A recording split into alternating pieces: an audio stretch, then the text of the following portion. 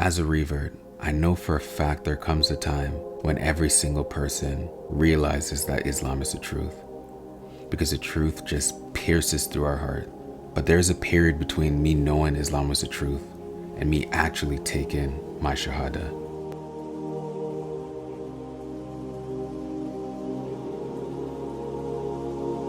The more conversations I'm having with non-Muslims, and especially Christians, who are messaging me and expressing inclinations towards Islam, like they're being pushed towards Islam, every conversation I'm having, I'm starting to remember the feelings that I had and why there was a period of a couple of months before I actually took my shahada.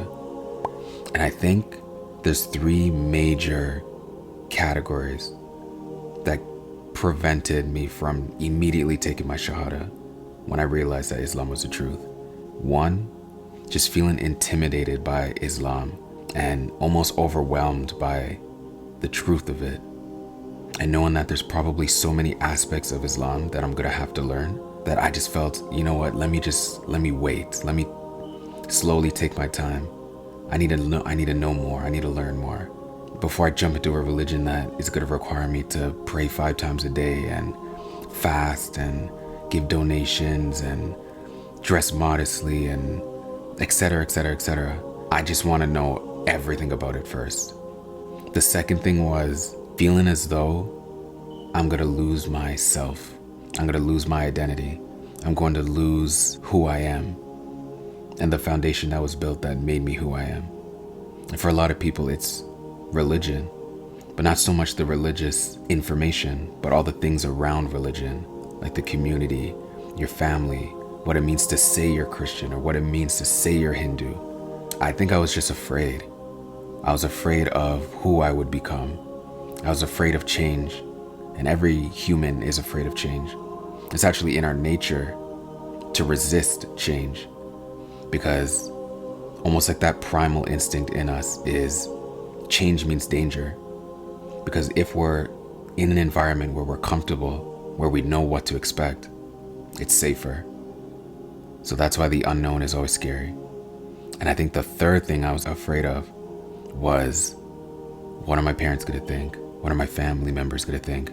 What's my boss gonna think? What are my coworkers gonna think? You know, like what are they going to think? Because I may know it's the truth in my heart, but my mind is still racing with, am I gonna be judged? Am I gonna be accepted? Am I gonna be convinced that it's not the truth? And then be left completely lost and in the dark again? Are they going to abandon me? Are they going to hate me? Are they going to be angry, upset, disappointed? Like all these things, even if they're irrational thoughts, they still came. And as much as I tried to push them under the rug, it's still there. Because it may not be your conscious thoughts, but your subconscious thoughts often guide you and dictate how you move and what you say and what you do. So those three things for sure kept me back. And mind you, with all that in mind, you still know that Islam is the truth. It's still in your heart. You still know with almost certainty that this religion is actually the path to understand and know God with 100% purity and authenticity. Like you just know it. But the mind is powerful. But I think there's 5 things that really helped me. Like really, really helped me. So this video is especially for anyone who deep down in their hearts, like the deepest part of their hearts, know that Islam is the truth. Or at the very least, you know that it's something that's worth exploring and you just have this calling to explore it. This video is for you because these 5 things that I'm going to mention help me so much. Because when you're just being guided towards Islam, everyone's journey is different. But when you're being guided towards Islam, there's certain things that you don't even realize is happening. Because God knows our hearts more than we know our hearts. So God knows exactly what we need to see, what we need to hear, what we need to do, who we need to meet. God knows every single thing that's going to move us to that next step. Even when we don't even know what's happening or why it's happening or how it's happening, or what it's doing for us. God is the best of planners, the absolute best of planners. So every situation that you're going to be put in will be literally tailor-made for you. It's like when you order a custom shoe, it's just for you, like a tailored suit or a wedding dress.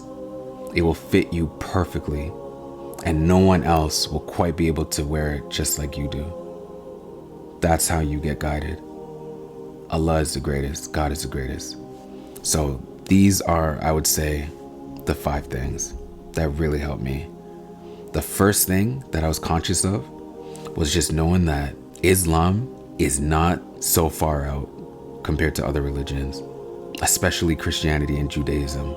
There's so many similarities in the religions, and I had absolutely no idea. Because it's a blessing and a curse for me, because growing up, I had no idea about Islam. Like I didn't know anything about it. Like nothing about it.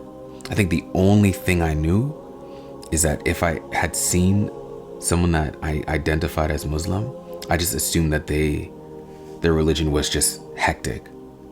That's about it. Not a negative thing, not a positive thing. I just thought, whoa, whatever they're doing over there, that's like, it's just hectic, very serious. They really believe whatever they believe. That's all I knew. So when I came to find out that you'll find names like Moses, you'll find names like Joseph, you'll find names like Jesus, you'll find names like Adam, you'll find names like Abraham, you'll find names like Noah, you'll find names like David. I'm like, what?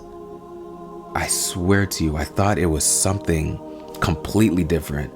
I thought Allah was just like some, I don't know. I just didn't think Allah even meant God the way I understood God. So when I started seeing and learning about the prophets in Islam, they are literally the exact same prophets in the Bible. I was just shook, but it brought me peace. It brought me peace because it didn't make me feel as though I'm abandoning something. It didn't make me feel as though I need to start from scratch. All the things that I was learning in Sunday school and Bible camp and going to church on Sunday, I didn't just have to throw it all away. Like it wasn't for nothing. All that peace that I thought I was gaining as a kid going to church, like it was building some foundation. There's only certain things, and I'm getting ahead of myself, but there's only certain things that were different. So when I learned about that, I was like, wow, okay. I think that brought me peace in terms of wanting to learn more. And then second, and this is, I guess, the most relevant to Christians, the fact that Jesus and Mary are honored in Islam. Like they are put on a pedestal as they should. Like they are given so much respect. There's an entire chapter on Mary. An entire chapter. And the amount of times that Jesus and Mary are referenced. Because of course, as a Christian, the name you hear the most is Jesus. Whether you're the type of Christian that believes Jesus is God, whether you're the type that believes Jesus is God's son, whether you're the type to believe that Jesus was a messenger, whatever. Just the fact that in Islam, Jesus is not just disregarded. That's, for me, cemented it. And then the third thing would be just knowing that there was a commonality between every single prophet. But the difference is that prophets came during different times of life, which means civilization is different, society is different, the laws may have been different. But what was similar between all of them was the fact that they all preached the oneness of God. Every prophet preached that exact same thing. Every single one. And what often happened is that when one prophet passed away, because they're all human, another prophet that came after would pick up the torch, and perhaps they would add things. But most of the time, they're just reminding them of what the previous prophet said. And that's exactly what Jesus was sent for. Judaism is just a name that came after, but the children of Israel and the descendants of the children of Israel that were led by Moses, and then later David, and then later Solomon, their people became so deviated from the original teachings that Jesus was literally sent to rejuvenate that message, but for the most part, not even bring in new laws. It was just to reaffirm and fulfill the laws that came before, to remind them, to almost course correct them. Like, what are you guys doing? This is what Moses said. That was his job. That was his main job. His teachings was to rejuvenate the sheep of Israel, the lost sheep of Israel. And that's exactly what Prophet Muhammad did. People started deviating. They had different thoughts of what Jesus actually taught. They started inventing things. They started adding things and removing things. And the teachings of Jesus became very human influence. So Prophet Muhammad, peace be upon him, was sent to bring new laws because it's a new time, but then mostly to just remind the people of everything that Jesus taught, which is everything that Moses taught, which is everything that Abraham taught, and Noah, etc., etc., etc. And again, that common thread is just the oneness of God. There's only one God worthy of worship. Do not worship idols, and submit to him, and submit to the will of God.